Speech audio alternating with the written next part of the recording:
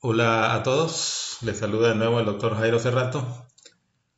En esta ocasión vamos a hablar un poquito, dándole continuación al tema de los antibióticos, vamos a hablar un poquito de las tetraciclinas y cloranfenicol, porque son fármacos en que nos encontramos en algún momento con el dilema si los indicamos o no, y tenemos que saberlo. Vamos a ver adelante, por ejemplo, que el cloranfenicol es un excelente antibiótico, pero que tenemos que tener cuidado. Es más, no está indicado de primera línea, pero lo vamos a ver en su momento. Pero la temática de hoy se centra más en la terapia antituberculosa. Vamos a ver cómo se desarrolla eso según el protocolo de Nicaragua y vamos a puntualizar algunos aspectos farmacológicos de cada uno de los fármacos. A manera de introducción, podemos decir que la clortetraciclina es el prototipo de estas. Esta se introdujo en el 1948, pero se retiró por problemas de toxicidad. La oxitetraciclina es el producto natural elaborado por Streptomyces primusus.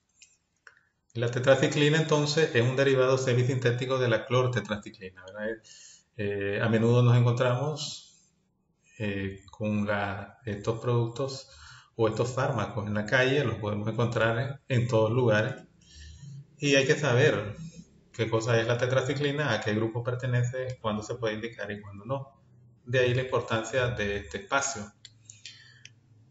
Hablando del cloranfenicol, sabemos que este es un antibiótico excelente, pero que tiene una alta tasa de toxicidad, por lo que se restringe el uso de estos a algunos preparados oftalmológicos.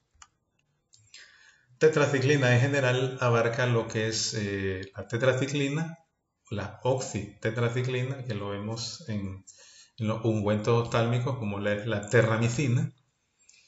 También está incluida en este grupo la doxiciclina, un antibiótico excelente que se usa según el protocolo nicaragüense. Lo podemos asociar a otros antibióticos como macrólidos y cefalosporina en el tratamiento de las ITS, de las neumonías adquiridas del adulto, pero también se puede tratar con doxiciclina las ITS también en combinación de otros fármacos.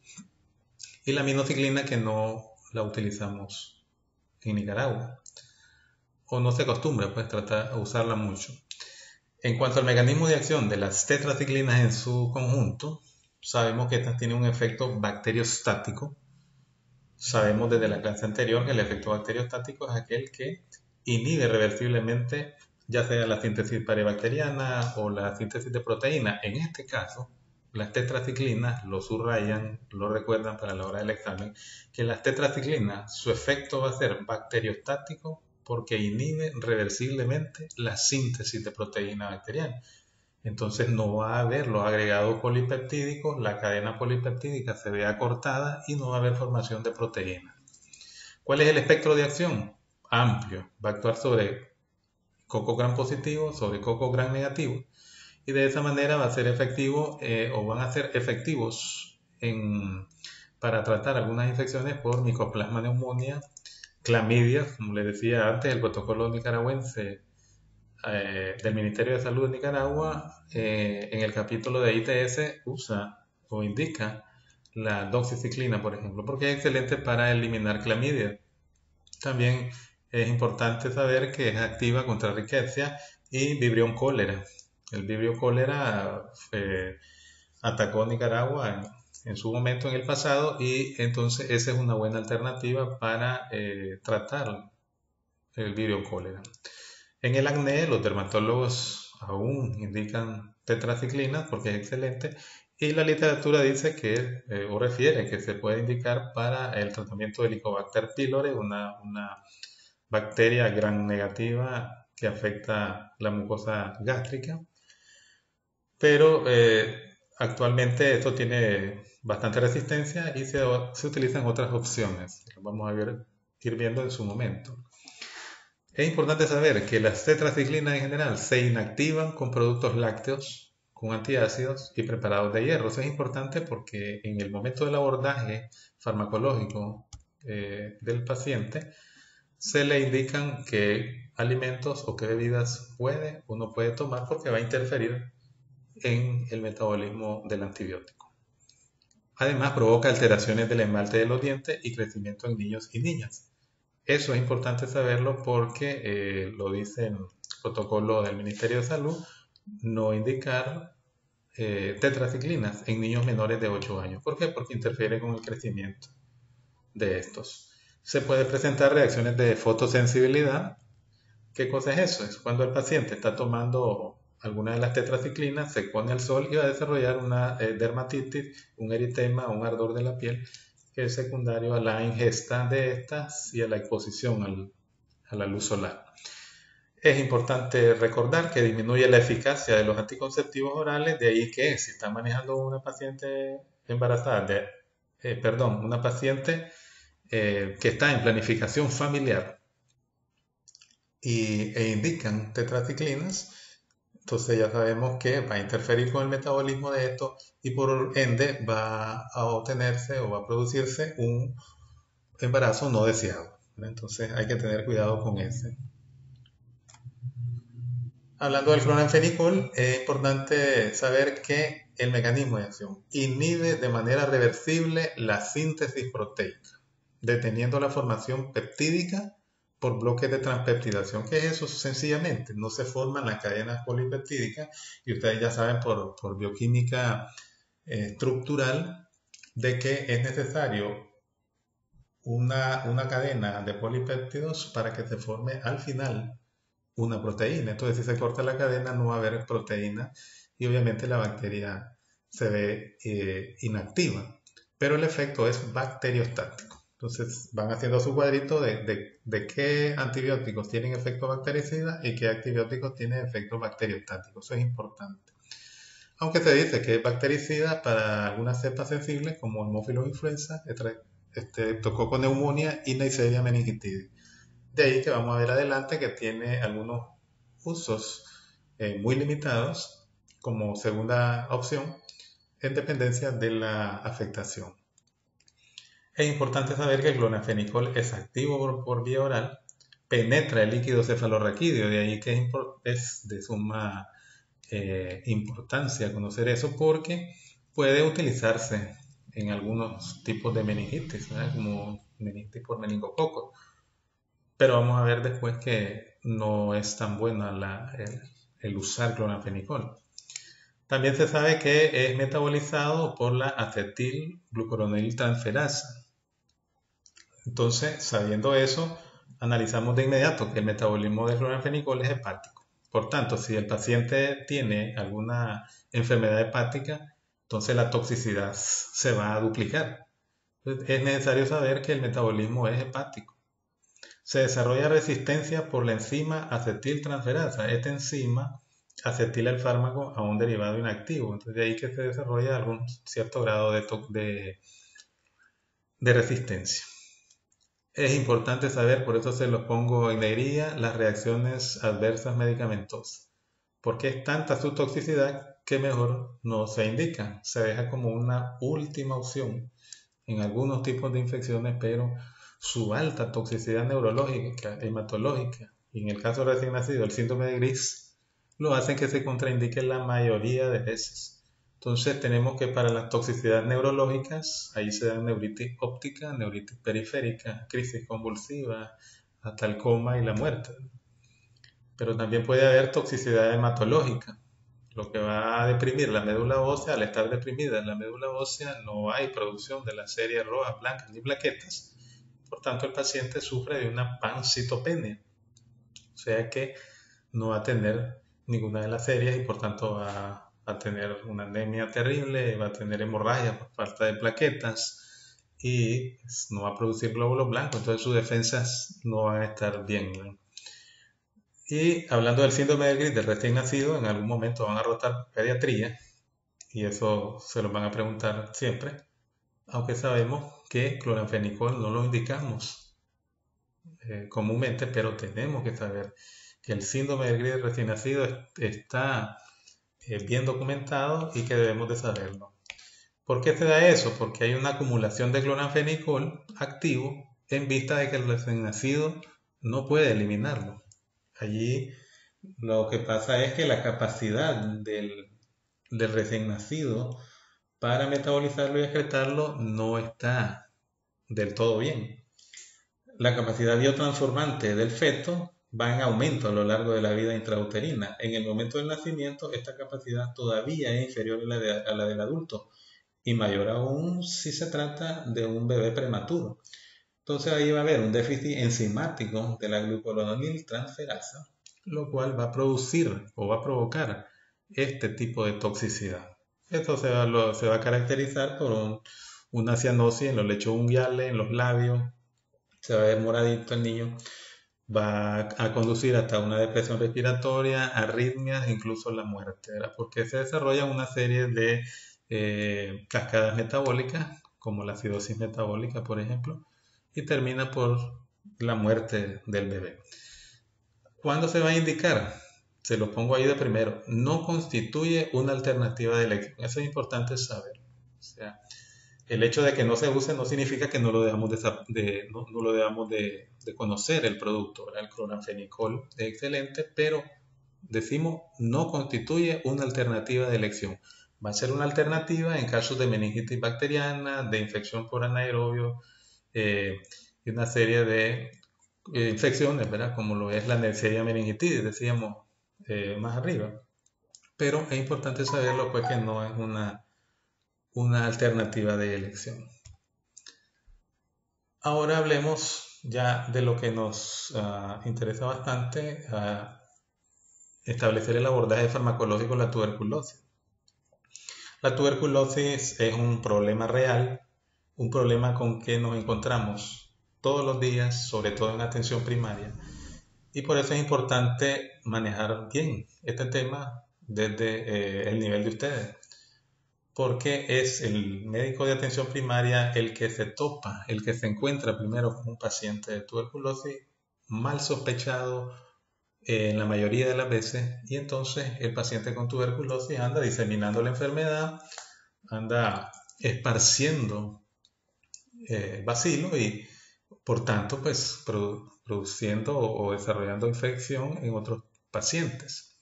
Entonces es importante saber que las infecciones por micobacterias, se llaman las micobacterias, la causante de la tuberculosis, son la micobacteria tuberculosis, puede haber micobacterias atípicas como el avión, pero se consideran hoy incluidas en un grupo de enfermedades infecciosas reemergentes. ¿Por qué reemergentes? Porque por una serie de patologías, como el SIDA, por ejemplo, se da un rebrote desde cierto tiempo para acá. Por eso es que es importante abordar o estar en la búsqueda constante de tuberculosis, tanto en pacientes adultos como en la edad pediátrica. Los objetivos de la quimioterapia antituberculosa van a ser dos: eliminar rápidamente los bacilos y la prevención de las recaídas. El género Mycobacterium, pues, conocemos que viene del griego mycos, que eso establece el aspecto que se debe a la composición de la pared de los microorganismos.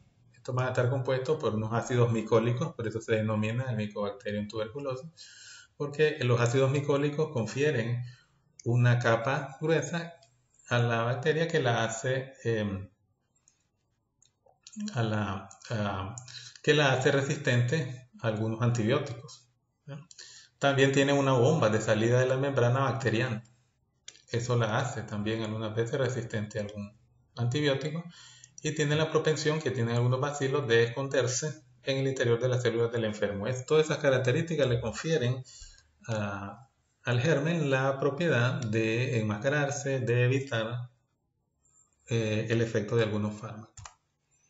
Pero ahora hablemos de la tuberculosis en Nicaragua. El Ministerio de Salud cuenta con un protocolo, ustedes lo van a leer y analizar para desarrollar su guía. Y en Nicaragua el Ministerio de Salud está en constante búsqueda de casos de tuberculosis, porque son frecuentes todos los días encontrarse con pacientes que andan con tos, y a veces los valoramos superficialmente y no ahondamos más en el abordaje para descartar o para confirmar un diagnóstico. En este caso, el Ministerio de Salud cuenta con lo que es la estrategia TAES, que es el tratamiento acortado estrictamente supervisado. Cuando el paciente ya es diagnosticado, entonces se garantiza que ese paciente se está tomando el medicamento. A eso se refiere la estrategia del tratamiento acortado estrictamente supervisado. ¿Qué podemos decir de eso? Que los pacientes VAR positivos son los más contagiosos. ¿Qué significa eso de VAR? Ese es el bacilo ácido alcohol resistente. Es una tinción que se le hace al esputo del paciente que se sospecha con tuberculosis. Y entonces van a ver cuándo es positivo. Esa es una pregunta de la guía de seminario. ¿Cuándo es positivo un examen de VAR? Entonces, el paciente que ya sale, ya le refiere el laboratorio VAR positivo, estos son los pacientes más contagiosos, son los que están cargados de bacilos, sus saliva, sus secreciones respiratorias y por tanto son los más contagiantes. Entonces, sabemos que sin la terapia correspondiente, la mortalidad de estos pacientes es a 2 a 3 años alta. Y entonces, ¿por qué dejarlo llegar hasta a esa etapa al paciente si sabemos que la tasa de curación del paciente con un tratamiento adecuado es del 79 al 86%? Entonces, tenemos que garantizar la búsqueda de los pacientes. Entonces, de ahí que la prioridad van a ser dos: la captación temprana del paciente para poder tratarlo en etapas tempranas y que se cure efectivamente. Y de luego entonces el tratamiento de los pacientes tuberculosos, especialmente decimos los VAR positivos. ¿Qué es importante hacerles ver en esto hablando del VAR, de los bacilos ácido alcohol resistentes? Por ejemplo, ustedes pueden observar en las calles los tomadores de la calle, los constitucionarios, que comparten el trago botella a botella. Me imagino que en algún momento lo han visto. ¿Por qué se contagian? Primero porque el alcoholismo, la desnutrición son factores que predisponen a que el paciente desarrolle tuberculosis. Y segundo, la transmisión se da porque el bacilo de Koch, en este caso el bacilo de la tuberculosis, es ácido alcohol resistente, o sea, en el alcohol no se muere. Entonces por eso se transfieren la tuberculosis cuando comparten la misma botella para tomarse el trago. Entonces definamos ahora qué es tuberculosis. Esta es una enfermedad infectocontagiosa, es transmisible y causada por el Mycobacterium tuberculosis. Lo pongo entre paréntesis, ahí es el bacilo de Koch. Ahora definamos qué cosa es un medicamento antifímico. Antifímico es el tratamiento que es antituberculoso. Entonces el fármaco utilizado para el tratamiento de la tuberculosis, sabemos que la transmisión de la tuberculosis se da por vía aérea de la persona afectada por tuberculosis a persona sana. Entonces, la transmisión se da persona a persona por periodo prolongado. O sea que tiene que convivir con el paciente por un buen tiempo en un espacio cerrado para que se dé la transmisión. Entonces eso se da por la vía aérea de una persona afectada a la persona sana. ¿Cómo se da? A través de las gotitas de saliva, las gotitas de flush, que contienen los bacilos de Koch. Ahora, es importante saber que el efecto farmacológico contra la micobacteria es de tipo bactericida. ¿Verdad? ¿Qué significa eso? Que se inhibe reversiblemente, ¿verdad? No la mata totalmente. Perdón, el efecto es de tipo bactericida. Entonces va a matar la bacteria, perdón, ¿verdad? Porque estamos hablando de bacteriostatos. Entonces, aclarando bien eso, es de tipo bactericida el efecto de los fármacos antifímicos. Eso quiere decir que va a matar, ¿verdad?, al bacilo y ya no es irreversible. Eso espero haberlo aclarado y lo podemos aclarar en el presencial en su momento.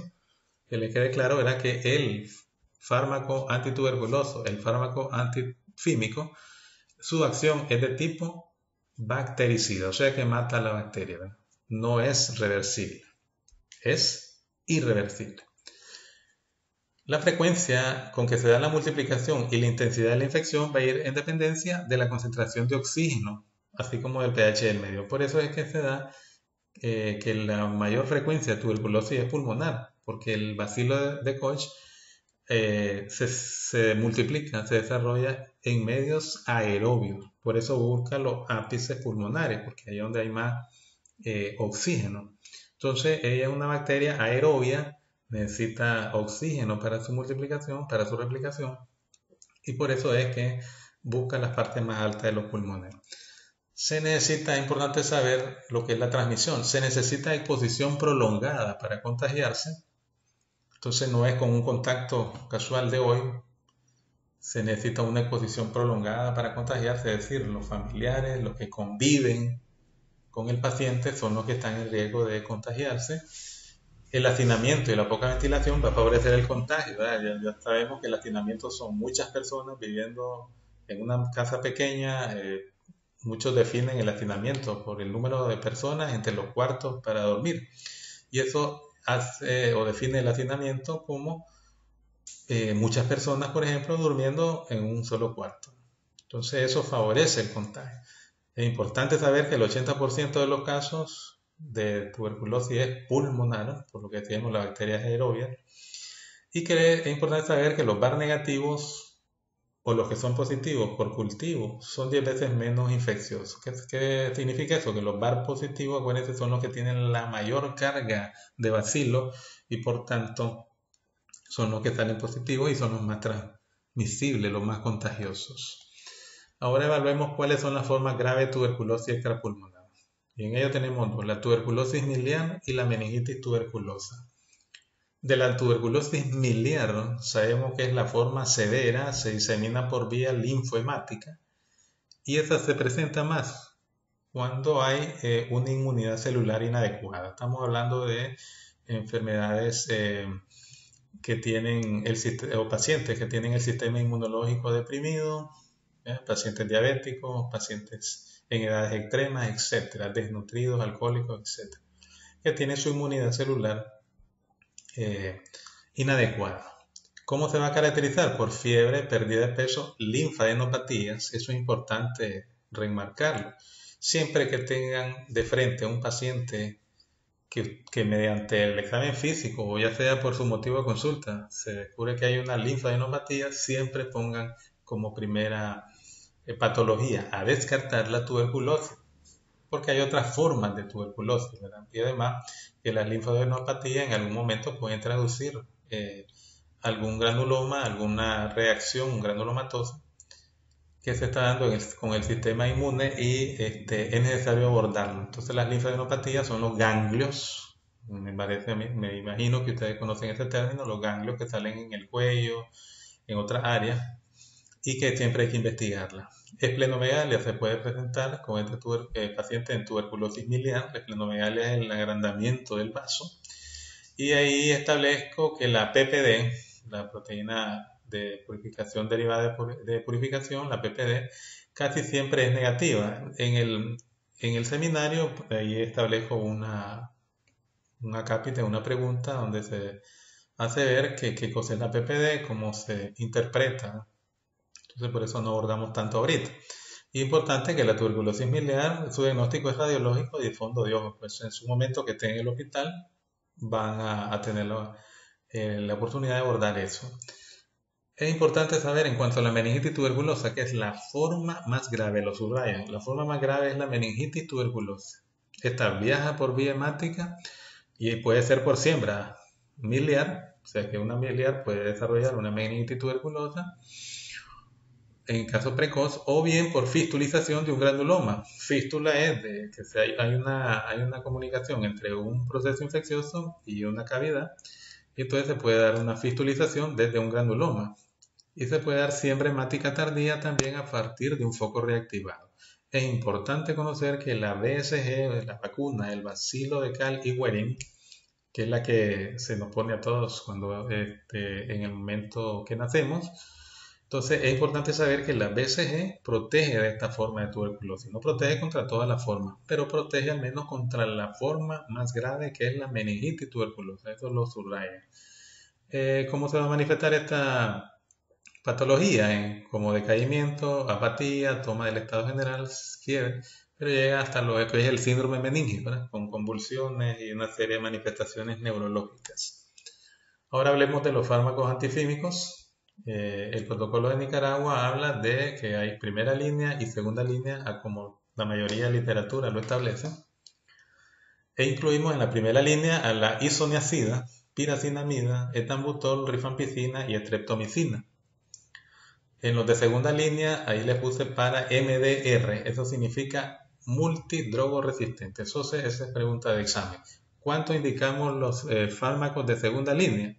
En pacientes multidrogoresistentes. Aquí hay 2 fármacos, 3 fármacos no están haciendo su efecto, entonces, y se constata que hay resistencia, entonces ahí están indicados los de segunda línea para pacientes multidrogoresistentes. Y ahí está la levofloxacina, que es un antibiótico, una quinolona, kanamicina, etionamida, cicloserina, que vamos a ir hablando uno por uno.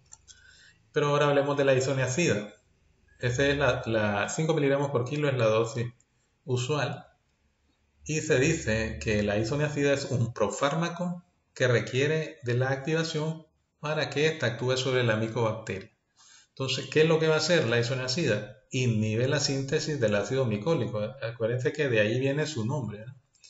De Mycobacterium, porque el componente de la pared es el ácido micólico que lo recubre, lo protege de los antibióticos. Entonces, la isoniazida lo que va a inhibir la síntesis del ácido micólico y este efecto es bactericida. Acuérdense que este efecto bactericida es el que aniquila, el que mata el bacilo, ¿eh? ¿Y eso lo hace cuando? Cuando el bacilo está en división. Es un efecto bacteriostático también cuando el bacilo está en reposo. Entonces tiene doble efecto. Tiene el efecto bactericida cuando la micobacteria está en división, se está dividiendo para poder multiplicarse. Y cuando esta está en reposo, entonces también la isoniazida tiene un efecto bacteriostático. Ahora vamos a ver lo que es la farmacocinética. La isoniazida se absorbe bien por vía oral. Tiene una biodisponibilidad del 90%, que significa eso, que alcanza el sitio de acción la mayor cantidad del fármaco. Es importante saber que se metaboliza en el hígado y que se secreta parcialmente inalterado. ¿Para qué nos sirve eso? Porque si el paciente tiene una alteración hepática, llámese cirrosis u otro tipo de alteración, entonces vamos a tener cuidado porque se metabolizan totalmente en el hígado. Entonces vamos a crear o añadir un problema a ese hígado que está insuficiente. Es importante saber entonces que las reacciones adversas medicamentosas, la más frecuente es el exantema, la fiebre, pero también se presentan neuritis periférica, trombocitopenia, anemia hemolítica, y es importante saber que reduce el metabolismo de los antiepilépticos. Estamos tratando pacientes que son epilépticos, entonces vamos a tener cuidado porque estos van a reducir el metabolismo de los antiepilépticos. Entonces, ¿qué quiere decir? Que van a tener reacciones exageradas el paciente porque hay las reacciones medicamentosas, las interacciones medicamentosas, perdón, no contribuyen al efecto de estos. También se sabe que entonces este producto, este fármaco, la isoniazida, entonces es un fármaco que actúa entonces sobre la tuberculosis, es excelente, es parte del tratamiento acortado y que lo vamos a ver en su conjunto en el seminario, ver qué cosa es un tratamiento acortado, cuánto es un tratamiento para la recaída y así sucesivamente. La rifampicina es otro fármaco, su dosis usual es de 10 miligramos por kilo y en este se sabe entonces que el mecanismo es inhibición de la transcripción de la micobacteria. Entonces, si no hay transcripción, no hay formación de ADN, ¿no? Entonces, el proceso de transcripción culmina con la formación de la cadena de ADN, entonces la micobacteria va a morir. Entonces, es un efecto bactericida frente a Mycobacterium tuberculosis activa. Y se sabe que tiene un efecto esterilizante en micobacterias menos activas. Miremos la farmacocinética, se puede administrar por vía oral o intravenosa, pero es importante saber que los alimentos interfieren con la absorción. tiene un metabolismo hepático, el 30% se va a eliminar por orina. Importantísimo saber que la rifampicina atraviesa la barrera hematoencefálica y pasa al líquido cefalorraquídeo en caso de inflamación meningia. De ahí que puede utilizarse en algunos casos como un antibiótico acompañando a otro donde se indica o se necesita tratar algún tipo de meningitis. Entre las reacciones adversas se sabe que 4% van a desarrollar los efectos, las reacciones adversas a la rifampicina.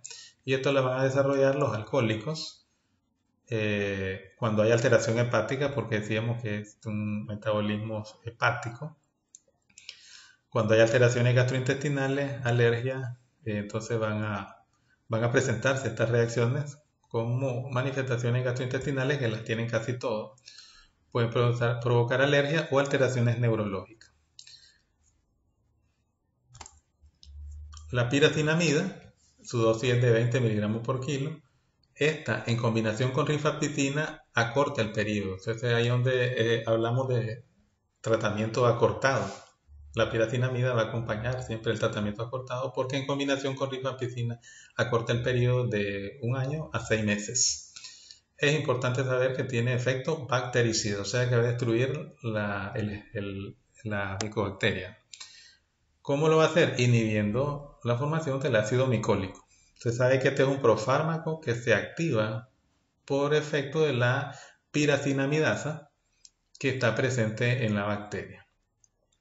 Un poquito de la farmacocinética de absorción gastrointestinal atraviesa la barrera hematoencefálica y alcanza el líquido cefalorraquídeo también. Entonces esto sirve cuando las meninges están inflamadas. Y su metabolito es excretado por orina. Sus reacciones adversas, los efectos más son tóxicos que alérgicos. Espero que se entienda eso, ¿verdad? Que las reacciones adversas son varias, pero que la piracinamida ya, ojo, tiene su toxicidad. Y las reacciones adversas, la mayoría van a ser más tóxicas que alérgicas. Entonces va a tener alteraciones hepáticas e hiperuricemia. O sea, si están indicando piracinamida, necesitan saber cómo están los niveles de ácido úrico, porque por sí sola la piracinamida produce las alteraciones hepáticas y va a producir una alteración en el metabolismo del ácido úrico y elevarlo. Pero es importante saber que el efecto más frecuente y grave es la alteración hepática. O sea, estamos hablando cuando se le administran dosis mayores a 3 gramos por día al paciente. Ese es el efecto más grave y más frecuente. Les puse ahí resaltado que cuando va a estar contraindicada la piracinamida, entonces en disfunción hepática. Si el efecto más frecuente y grave es la alteración hepática, entonces está contraindicada totalmente si hay disfunción hepática. En cuanto al etambutol, la dosis de 1 gramo por día actúa sobre micobacterias en crecimiento. Entonces va a tener un efecto bacteriostático incluso frente a cepas resistentes a rifampicina y isoniazida. Entonces van a ver que el etambutol ahí va a estar presente en el plan de tratamiento del paciente. ¿Qué hace el etambutol? Altera la síntesis de la pared bacteriana. Se dice que hay resistencia lenta en monodosis por cambio en un gen que se llama MA. Y se dice que hay buena absorción oral, hay buena biodisponibilidad, que es del 80%, se excreta por filtración glomerular, secreción tubular, de ahí que si el paciente tiene una afectación renal, tiene una insuficiencia renal o lesión renal, como se dice ahora en la actualidad, entonces van a tener que reducir las dosis porque el riñón está insuficiente y la excreción es por filtración glomerular y secreción tubular. Hay que tener cuidado con ese tipo de pacientes. Puede alcanzar concentraciones terapéuticas en líquido cefalorraquídeo y es útil en recaídas. ¿Cuáles van a ser sus reacciones adversas? Ya se presentan estas reacciones a dosis mayores a 25 miligramos por kilo y van a ser más frecuentes en las edades extremas, en pacientes ancianos, en diabéticos, alcohólicos o en el insuficiente renal, como lo explicábamos antes en la farmacocinética. ¿Cuál va a ser el efecto adverso? EAE, efecto adverso. El efecto adverso más común son las alteraciones visuales. Otras reacciones adversas tenemos molestias gastrointestinales, hipersensibilidad, síndrome de Stevens-Johnson. Esto se presenta más en tratamientos combinados. La streptomicina, su dosis de 1 gramo por día, se dice que es un antibiótico aminoglucósido. Ya abordamos en el capítulo anterior los aminoglucósidos. Y este entonces es más tóxico todavía que la isoniazida, rifampicina y etambutol. Entonces, eso es más pesado que los otros 3 fármacos. Entonces se dice que es un efecto bactericida, va a matar a la bacteria, y que su resistencia primaria se da entre el 2 al 3% por Mycobacterium tuberculosis. ¿Cuáles van a ser las reacciones adversas? Como todo aminoglucósido, ototoxicidad, nefrotoxicidad, bloqueo neuromuscular porque la placa motora está inhibida por la inhibición de la acetilcolinesterasa y puede haber hipersensibilidad. Ahora abordemos los antituberculosos de segunda línea, que vamos a abordar 3, aunque hay otros. Ahí tenemos la cicloserina, tiene una actividad bacteriostática, esta inhibe la síntesis de la pared bacteriana, se puede acumular y llegar hasta ser tóxicos en pacientes con insuficiencia renal, entonces va a estar contraindicada también en pacientes epilépticos. La canamicina es un aminoglucósido, puede provocar parálisis neuromuscular, porque ya lo habíamos visto, bloquea lo que es la placa motora y puede provocar hasta parálisis respiratoria. Y por último, la fluorquinolona, como la levofloxacina, que lo vamos a ver en su momento cuando abordemos quinolonas. Estas inhiben el crecimiento de varias micobacterias, entre ellas Mycobacterium tuberculosis. Entonces se usa en pacientes multidrogoresistentes, especialmente en pacientes con SIDA. Eso lo dice el protocolo y entonces son de primera línea, no de primera línea, son las primeras a usarse en los fármacos de segunda línea, ¿no? En resumen, hemos hablado entonces del grupo de las tetraciclinas que más usamos en nuestro medio, la doxiciclina, van a estar contraindicadas en los menores de 8 años, que la tuberculosis es una enfermedad infectocontagiosa que la podemos prevenir mediante la búsqueda diaria en la consulta. Debemos hacer hincapié en la captación temprana para que el tratamiento sea exitoso. Y existen antituberculosos de primera línea y segunda línea. El tratamiento se realiza mediante la estrategia TAES, que es la estrategia de tratamiento acortado, estrictamente supervisado, que el tratamiento acortado dura 6 meses y la transmisión se da a través de las gotitas de saliva, que existen 2 formas, grave de tuberculosis extrapulmonar, que van a ser la meningitis tuberculosa y la tuberculosis miliar, que la meningitis tuberculosa es la forma más grave y que es la que se evita con la vacuna de la BCG, y que los de segunda línea se indican en pacientes multidrogoresistentes. Esa es la bibliografía que hemos utilizado. Espero que les ayude la explicación del video y espero verlos en la próxima sesión donde vamos a abordar nuevamente este tema.